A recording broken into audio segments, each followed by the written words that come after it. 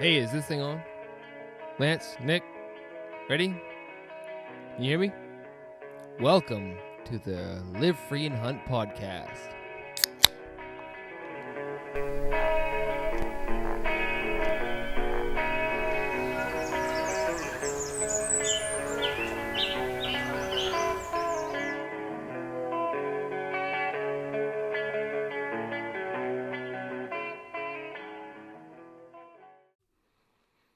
Already, Live Free and Hunt podcast, episode 22. Eric Orff, episode 2. We got back into the moose, picked up on the moose where we left off, and we went into some trapping stuff. I had a couple people write in asking questions or on deer populations in northern and southern. Is there less woods, more deer, more woods, less deer, how it all works. We talked mountain lions in New Hampshire, and maybe we talked about a little bit of Bigfoot. Alrighty, let's get it. You're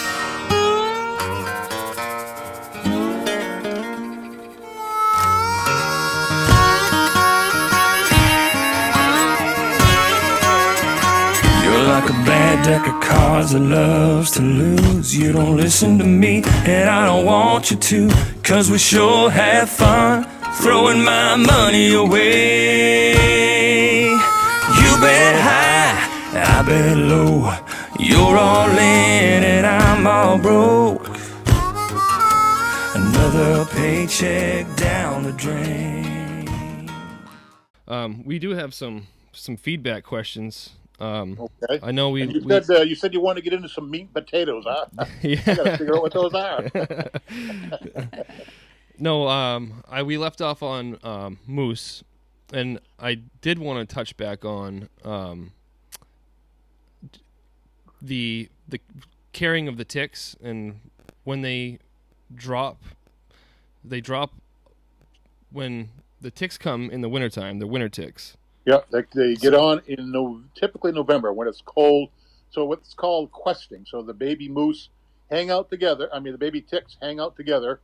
And when one grabs a moose as it walks by the shrub or bush that they happen to be on, they all get on. So, unlike a dog tick or, a deer tick, when we're out there, we might get one or two or even three or four on us, rarely, but occasionally. So they get on one at a time. Wood ticks get on by the hundreds or thousands. They're that small. They're the size of the period at the end of a sentence or smaller. So they're very small. And by actual count, they'll take a moose and, take a square foot of it and count the actual ticks. And so they've been well over 100,000 counted on a number of moose. So they don't get on by the dozens, they get on by the tens or hundreds of thousands. And basically, for the adult moose, they can withstand those numbers to some degree. They certainly debilitates them, and it kills a few, but a very, a smaller number. It's the calves that they whack. The typical mortality the last decade or more has been, closer to 50 to 70% most of those winters. And at that number of calves dying, and as I had mentioned in our last podcast, that unfortunately, because our summers are warmer, it is stressing the cow moose. And when the moose study happened in the 1980s, most females older than age 3 would have 2 calves each year, and now there's absolutely no twinning. And back then, almost all the females older than age 2 had calves. But now, up to half of the moose don't even produce calves anymore because they're too stressed from the heat. They don't gain weight. They can't physically maintain a pregnancy. So we are having, way more calves dying and way fewer calves being born, which is the death knell for our moose population. Is it when you say like twinning, they could possibly try to carry in the uterus 2 calves? There's just one doesn't make it. I don't know whether or it's just not whether happening. they conceive to or not. I don't know that answer. Okay. I just think they're in such poor shape that a significant number can't even carry a calf, don't get pregnant, and then the ones that do, they only are able to give birth to one. So what is that mechanism? I actually don't know that part. Okay. Is the ticks that are killing the calves? Like, is it actually because of the ticks are taking so much? Is it the disease, like a Lyme scenario for them? No, it's strictly they take a blood meal. They all kind of gas up before they drop off in April. So in April, it's the month of death for our moose calves. They would have to resupply their blood supply every 2 weeks, and they cannot do that. So they literally drain them. They drain the moose's blood, and it kills them. So they are so debilitated that they can no longer walk or eat, and they simply drop dead. I think what we were talking about last night, my question was, why doesn't that same scenario happen with our deer population? Why does it affect the moose particularly? Yeah, deer, for some reason, groom themselves of these ticks, so they remove them, and moose do not. It's just a whole, it's a difference between the animals. Yes, they get on deer, but deer groom themselves and take them off, and moose do not. I wonder why they haven't learned some sort Figure of that out. Yeah, the evolution of things. You I would wish think they that would. They should go to tick school or something. That's but, right. right. That's so right. far, it hasn't, and it's been, and it's not just here in Maine. The same thing, Vermont, the same thing. Funny, about 5 or 6 years ago, when I communicated with the moose biologist in Maine, John Cantor. Oh no, it's really our Maine moose. We're further north. Ours are doing really good. Well, New Hampshire fishing game had at that point been into 1 or 2 years of this moose study where they actually hired some cowboys from, I think, Wyoming or something. They, fly in a helicopter and they fire a net over the moose and literally jump on it and knock it down. So they're not tranquilizing them, because when you tranquilize an animal, a wild animal, you lose a certain percentage. So that reduces the mortality factor of the capture and collaring part of studying moose. So very few die, but they, put mostly collars on cows and calves, and that's how they did it. But once the study started in Maine, like, a year or two after New Hampshire, when New Hampshire was finding these high mortality rates, Maine said, well, let's take a look at our moose. When the moose biologist, oh, no, that's not happening in Maine. Well, guess what? It was the same mortality rate. Right. It was. They just didn't realize it. So they have, as New Hampshire has ratcheted down our moose hunting permits, you'll notice that Maine has done the same thing, because their moose population is in decline as well. Right. Damn. And Vermont, same thing. It is like having a drought season, or either a wet season. And can you see any impact or anything like that? Just because I know they spend a lot of time in water. It certainly does with wood ticks and deer ticks. When we have a drought condition, the ticks do not do well. Mm-hmm. So this summer, I noticed fewer ticks when I was out on my hikes and walks, and it was because of the drought. So ticks require a certain amount of soil moisture to thrive. Is that the same thing with moose ticks? I would have to ask somebody that is more familiar with that. Okay. I don't know that answer, but I can certainly. Dan Bergeron, who is the current deer project leader, ran part of the moose study, and I bet a call to Dan would give us that answer. But as a rule, droughts are bad for ticks. So maybe that's the case with winter ticks, moose ticks. Let's hope it is. But because I think I heard a comment this fall during the moose hunting season, wherein, of course, all the moose are biologically checked. I think I heard that there were fewer ticks on the moose this fall than in some other year. So maybe the moose are having a good winter this winter. So, they need it. But unfortunately, the good year is way outweighed by all the bad years. And it used to be one bad year and many good years, and now it's one good year and many bad years. So right. It's flip-flopped. It's flip-flopped, yep. How do they determine that the moose have less ticks? They comb them. They comb out the ticks, and they'll take they'll take a certain area, like maybe 4 inches by 4 inches on the moose hide, and comb it out and count the ticks. Wow. Something like that. Wouldn't want to have that job. All right, I'm going to bounce around a little bit. I just wanted to touch back on that moose. I had someone message me, and they were talking about, is there less, less deer in northern New Hampshire at this point because of your tag regulations? So in some units, obviously, you can, draw an L tag or an M tag, or is there less woods in the same amount of deer down south? If that makes any sense, population wise. Yeah, the deer herd has certainly grown, threefold in southern New Hampshire over the last 40 years. The majority of our 100 plus thousand deer are certainly in the, south of the White Mountains.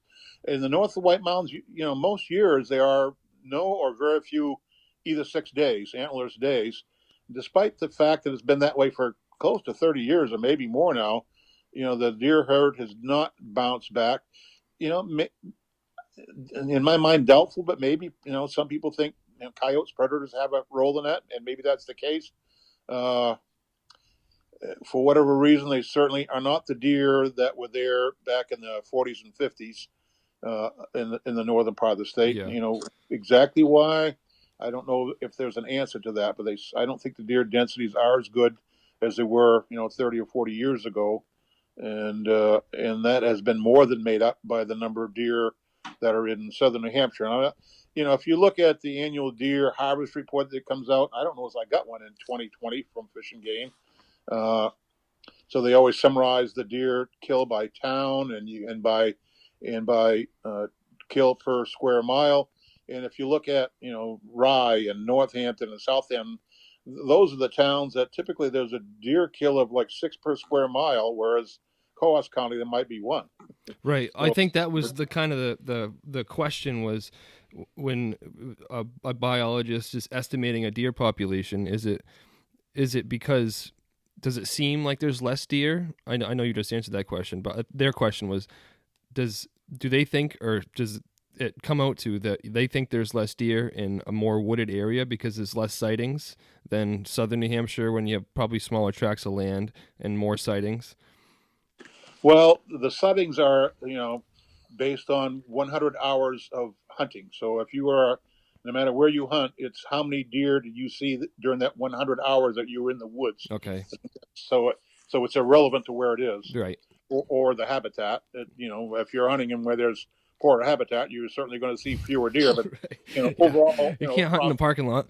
Right. Overall across the state, that would kind of even out. So it's basically, a way of kind of monitoring deer densities by hunter observations. Okay, and so this is another one is the form that if you're a successful hunter, you'll get a form saying, did you see a bobcat or did you see this? How many deer did you see?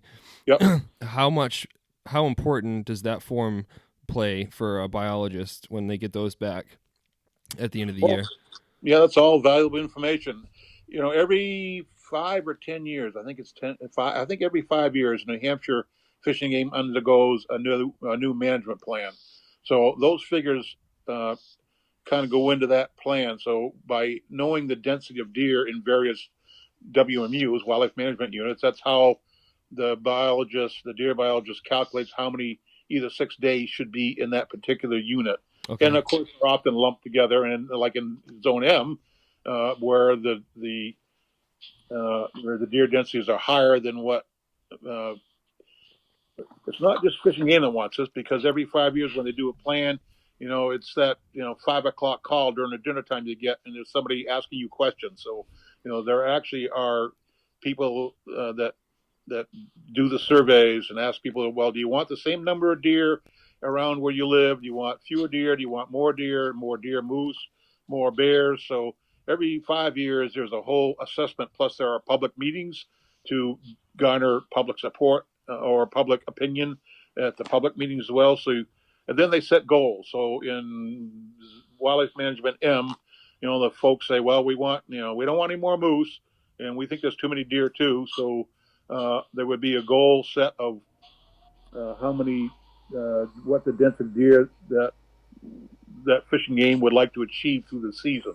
So each of the wildlife management units has a goal in mind that's measured every year by the number of deer taken plus observations.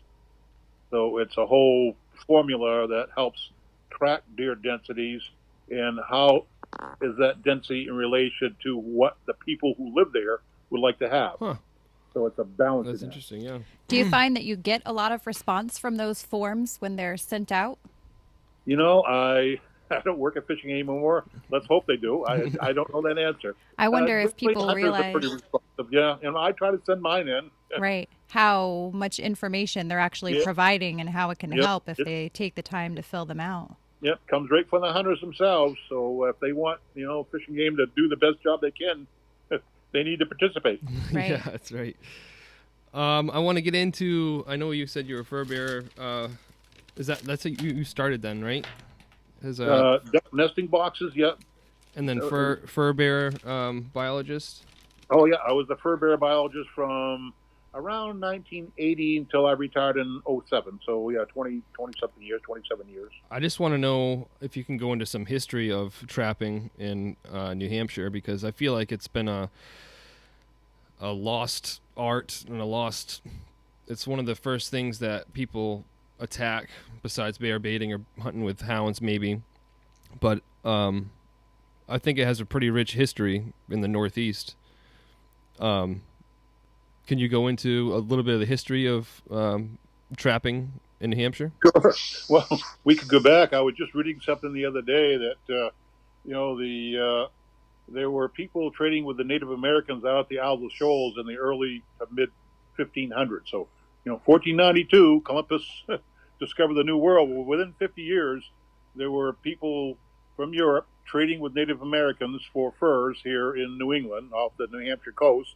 And, all the first settlements, the first occupations were fur trading posts with the Native Americans. And, of course, then the Europeans began trapping as well probably in the late 1500s or early 1600s. And it was the trappers that actually led the way across the country. So it wasn't just New Hampshire. It started on the East Coast and went to the West Coast over the next 150 years. So trapping is part of how we became here, how we got here, were the trappers leading the way, and and charting the trails and learning and trading with the native people, and learning how to get around and mapping things. So that was all pretty much done by trappers in the 15 and 1600s. And, we really weren't settled in any numbers until into the 1700s here in New Hampshire. And, by the mid 1700s, the trappers had done a pretty good job, and many things were very much diminished. Yeah. So by the early 1800s, the beavers were way down, and most animals. And, as I'd mentioned, 1820, they figured there was 1 million sheep in New Hampshire. So all these stone walls we see were sheep pastures. So our forests were largely gone. So in central and southern New Hampshire, south of the White Mountains, there just weren't that many trees left, or probably not a lot of forests where things could hide. So, animals were way down by the middle of the 1800s, and didn't really come back until in the 1900s. It blows my mind. You just mentioned stone walls, and it all kind of came together for me, because you can be miles and miles and miles in the woods where you probably think to yourself, no one's ever been out here. I'm probably the first person to ever step on this, on this. Yeah. There's a stone wall there. Yeah, somebody lived there. Yeah, exactly. You come across these old like homesteads, and I'm just the people that made those stone walls. There must have been some. So there were into the 60s and 70s. There was upwards of 1,000 trappers in New Hampshire. And it really it peaked in the late 70s, and the fur was a lot. In 1979, that particular year, fur prices were up. Like you could get $200 for a fisher pelt, a female fisher pelt. Wow. Beavers were like $60 or $70. So that year, all licensed fur buyers in New Hampshire must provide Fish and Game, me as a fur bearer biologist, with their annual catch of what they bought of fur and what they paid for it, and then we use that number to combine that with the New Hampshire's trapper report. So every licensed trapper, in order to be a licensed trapper, you must submit an annual report of what you caught by town, and that has been that way since the late 60s. So I would just, multiply the number of animals that I know were caught based on these reports with the average price per pelt that the fur buyers were paying. And in 1979, that came into at $750,000. Wow. Like $750,000. Beavers that year, over 6,000 beavers were trapped in New Hampshire, and they were worth between $60 and $100 a pelt. Well, of course, now with fur prices the way they've been the last decade or more, that value is closer to 30 or 40,000. What drove the fur market down? What was there It's a been certain cyclical. thing? You can look into the 1600s. It goes up and down. It's fashions. It's world economy, and now it probably is some social restrictions. So it has oscillated up and down over and over again over the last 300 years. So it's a normal thing to happen. The economies go up and down of different countries. For a while it was the Chinese or the Koreans were buying a lot of the fur, and it was the Russians for a while. So it really it changes from year to year, and right now the last few years fur prices have been way down. As if you know anything about trapping, the values have been way down. So they're not trapping 6,000 beaver; they're trapping a couple thousand maybe, and probably today there are more beavers taken as nuisance animals than that are trapped during the season for their fur. That would be a reasonable guess in my mind. No, yeah, I feel like that's right. All right, so I got this is kind of a tinfoil hat question. So if you want to put that on, mountain lions in New Hampshire. Okay. I just did a YouTube on that a couple of weeks ago. I went down to the Woodman Museum in Dover, and the last time I was there was in the 70s. And they had the very last mountain lion killed in New Hampshire in 1853 in the town of Lee. It was a big male weighing 198 pounds, was 7.5 feet long. Wow. Well, that mount is still there. I would recommend, if you want to see a New Hampshire mountain lion, go to the Woodman's Museum. Now it's 160, 70 years old, so it's seen a better day, but it's still there. And basically, as the fur bearer biologist, Henry Laramie, my supervisor, and around 1980, when I became the fur bearer biologist, he lugged out of his office this big folder. Well, it was the mountain lion folder that he had. The mountain lions had their own folder? Yep, they had a folder that dated back into at least into the 40s, if not before that. Wow. Of sightings and reports. So, as a good administrator, actually Chris Rhines said, well, we really need to have a form, so when somebody calls the Fish and Game office, we can record the data, because I had just been putting it on a piece of paper. So we came up with a mountain lion form. So, and then about that time we regionalized. So we had the office in Lancaster, Region 1, and Region 4 in Keene, and Region 2 in New Hampton, and I happened to go to Region 3 in Durham, and of course headquarters. So there were 4 different offices that had the forms in some years, and they would all be sent to me. So it was the name of the person, their contact information, exactly where it was, when it happened, and then we had a very good description of how big was the head, what did the ears look like, what did the tail look like, what color it was. So very descriptive information on these forms that all came to me. And if it came to me within a day or two, something hot, I think once or twice I went to the scene. What was I going to find? I don't know, but I was hoping to find a needle in a haystack because someone saw a mountain lion run across this section of road the day before. So I was hoping to find a track or something. And I'm sure some other staff have done the same thing over the year, but we never got any information that would be credible in court. There was never a picture or a cast of a track. There was a deer hunter over in Region 4, over in Ted Walsky's area, that saw a mountain lion defecate, and he collected the scat. And Ted Walsky got it to me, and I sent it to, I think it was Virginia Tech at the time, was doing some DNA work. So I sent it to them, and it cost Fish and Game $100, and it came back that mountain lion dropped on the forest floor a bobcat scat. Oh. Just a long-tailed bobcat.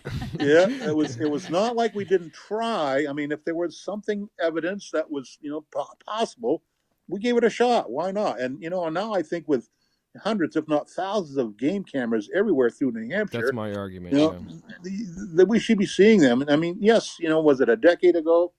Somewhere I've got the news clipping about. I just found it the other day. Maybe it was less than a decade ago.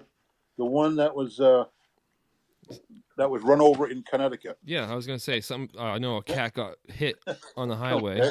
Well, I clipped the news clipping. It was 7/28 was of 2011. So just under a decade ago, that one was hit on a highway in Connecticut, and basically from the DNA of that cat, and also they collected scats from that cat as it moved across the country, so they know it came from South Dakota, and it spent some time in whatever, Wisconsin, and then Minnesota. That is a That's trek. amazing. It was actually, they were able to track that cat as it moved from the Midwest to Connecticut, where it got killed.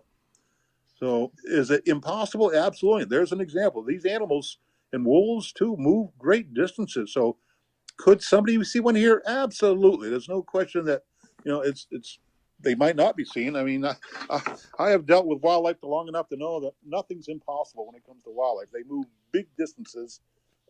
Arctic terns move from the North Pole to the South Pole. So there's a bird that flies from one pole to the other. So Right. these animals and coyotes can move big distances, and certainly mountain lions could. Could a mountain lion show up in New Hampshire? Absolutely. Do we have a breeding population? Absolutely not. I fantasize about the wolf issue too, because I don't know if you keep up with what's happening out west with the wolves, reintroducing wolves and not. Well, yeah, that happened a while ago. But here in the Northeast, our wolves are at our doorstep. I, as the fur bearer biologist for close to 30 years at Fish and Game, we had an annual fur bearer meeting called the Fur Bearer Technical Committee of East Coast biologists, basically from Virginia north, including the eastern Canadian provinces. So we met annually, and each state or province would host it, their turn every few years, and I hosted it once here in New Hampshire. So there were about, I would say, 15 or 20 of us that met regularly. And if you talk to the fur bearer biologists from Quebec, there's a lot of moose north of the St. Lawrence, but there are very few south. It's because Canada doesn't want them in the south where their deer herd is, and it's where their agriculture is, and they trap and kill like 4,000 a year north of the St. Lawrence. So they don't want them south of the river. Some do get south, and they kill them when they can. Mm-hmm. But there certainly had been evidence that there have been wolves, very close to the United States, in New York and Minnesota. I mean, Minnesota has them, but in Maine, I think just last year they've been some positive results of tests on wolf evidence in Maine within the last year or so.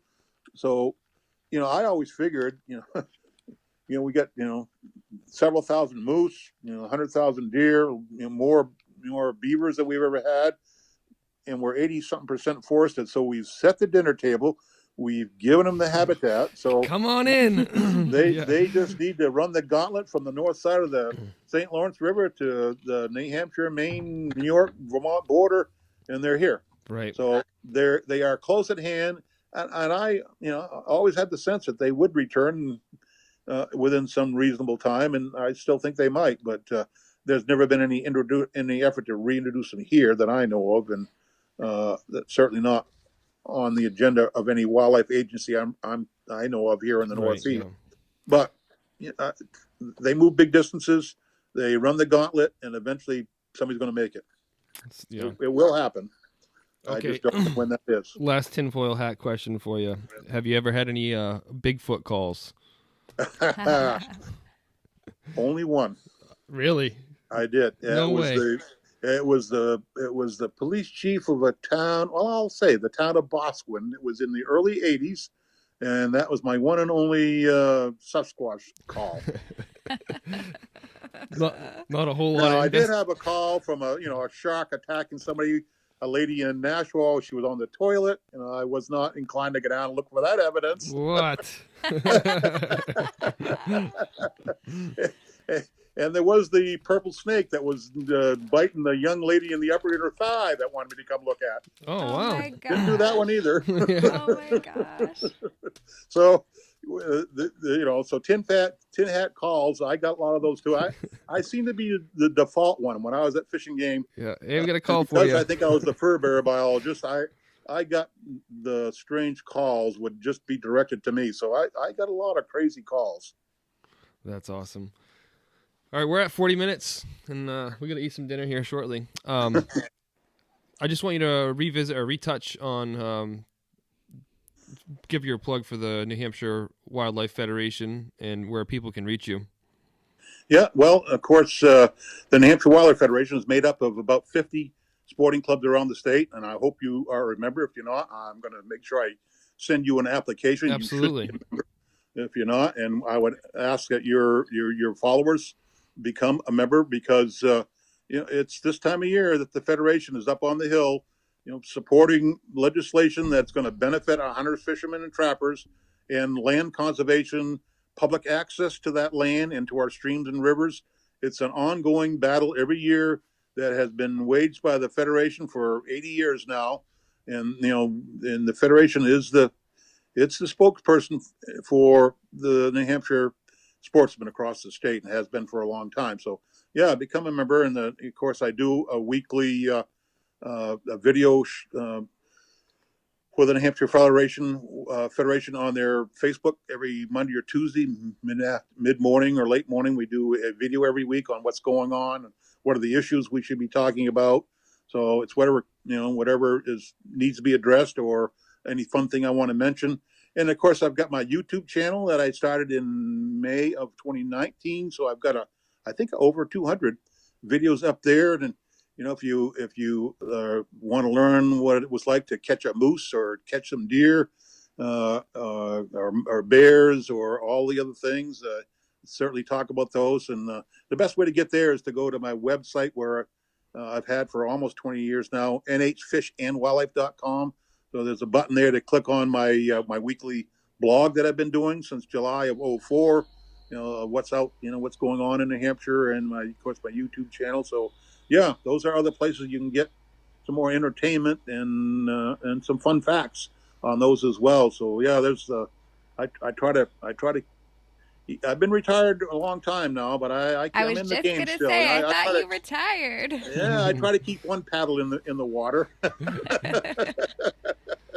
It's been a good gig. A lot of you. I was looking at some of your things, and I noticed a lot of them are deer hunters, of course, probably that follow you. So I thought I'd come up with a couple of deer stories tonight before we wrap. Absolutely, yes. All right. So this one happened in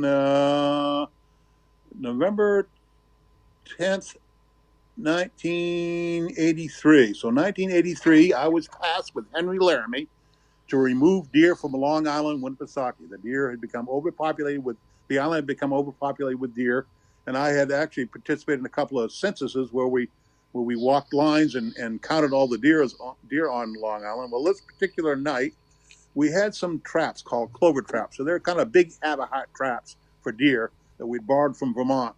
So when I'm doing work like that, I pretty much can't sleep. So I was alone in the fishing game trailer on Long Island, and I had some spare, I think they were bear collars or bobcat collars. I can't remember which. But for a radio collar, if you own a dog that has a collar or a radio collar, you put a magnet on to turn it off, and you take the magnet off to turn it on. So I hooked these clover traps, these basically habitat traps for deer. I hooked them with the radio collar so that when the date went down, it pulled the magnet off, and it would begin broadcasting in the trailer where I was trying to get some sleep. So I think I went to bed around midnight that night, it says here, and at 2 a.m., one of the cages went off. And on this particular cage, I'd already caught a couple of raccoons because we used apples for bait. Well, I was alone, and as I approached the trap, I could realize there was a 10-point buck in it.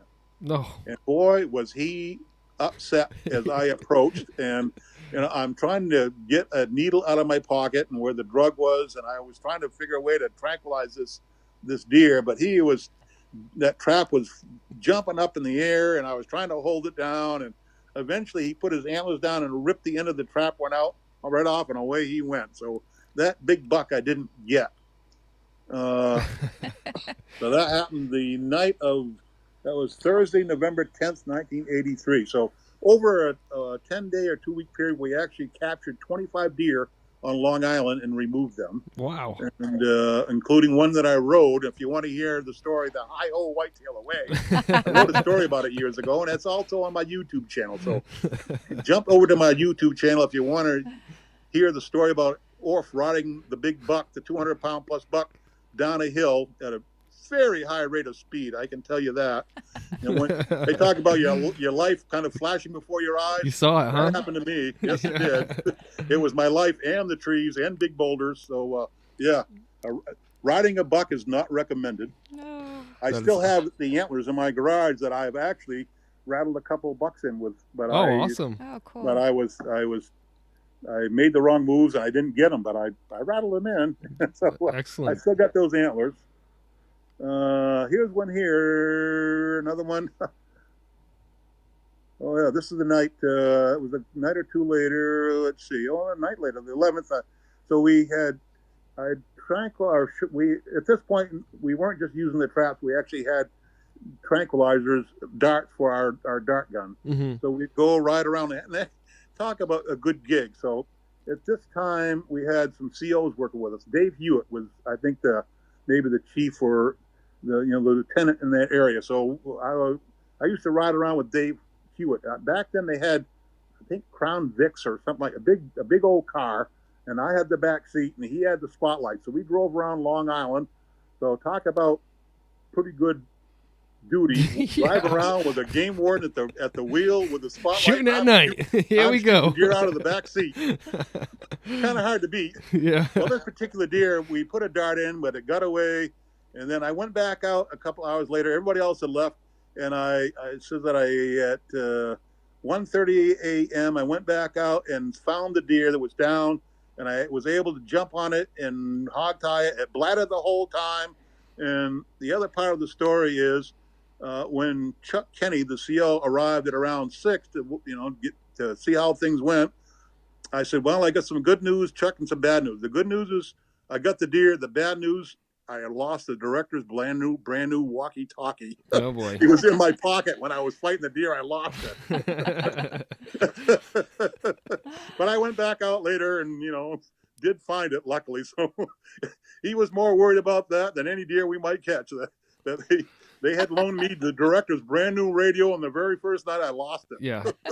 First thing they said, do not lose this. Yeah. I have diaries from the day I started there, and I have diaries full of stories like that I enjoy looking back at now and then. And a lot of them I've talked about, some of those on my YouTube channel. I'll flip open if it's October 10th. I'll look at my diaries from the last 30 years, or back when I was working for Fish and Game, and find out a interesting story about that time. So kind of what I actually started out doing on my YouTube channel was bringing some of these nights or days back to life. It's pretty incredible that, just to keep a diary for that long. That's discipline. And you started that when you started working for Fish and Game? I did. They handed me one to keep my hours so I could accurately record my hours on the timesheets. And, I don't know why I didn't do one sooner, and I used to keep records of, like, in my teen years, when I saw the last woodchuck in the fall, when I saw the first one in the spring. So I kept notes on nature for a long time before this, but this gave me a chance to really, write things down that I did every day, who was there and who I was working with and what happened. And I caught, over 40 moose I handled over my career, dozens of bear, thousands of ducks and geese, lots of turkeys. So, I'm lucky to have these diaries that are filled with stories that bring me back to that moment in time. That's excellent. Yeah. Well, Eric, I appreciate everything you've done for New Hampshire and for wildlife. It's pretty incredible hearing these stories, and someday we'll get together and maybe towards turkey season, maybe we'll have you back on and we can talk some turkey. Sure. But so I appreciate it. Thank you. Always a good time. Nice meeting you, Kat. Nice to meet you. Thanks a lot. Yeah. All right. Well, let's keep on keeping on. Yes, let's keep in hang touch. Together. Join the Federation. Speak up. Be a part of it. Absolutely. Thanks. Thank you. You're welcome. All right. Bye-bye. Bye-bye. We got friends in the next town. baby, when we're together, it's like Vegas times 3. But in the morning I'll know better, 'cause you're so bad for me. Yeah, oh baby, when we're together, it's like Vegas times 3.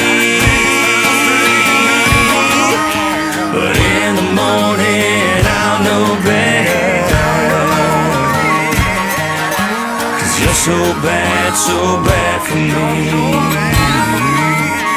Oh, 'cause you're so bad for me.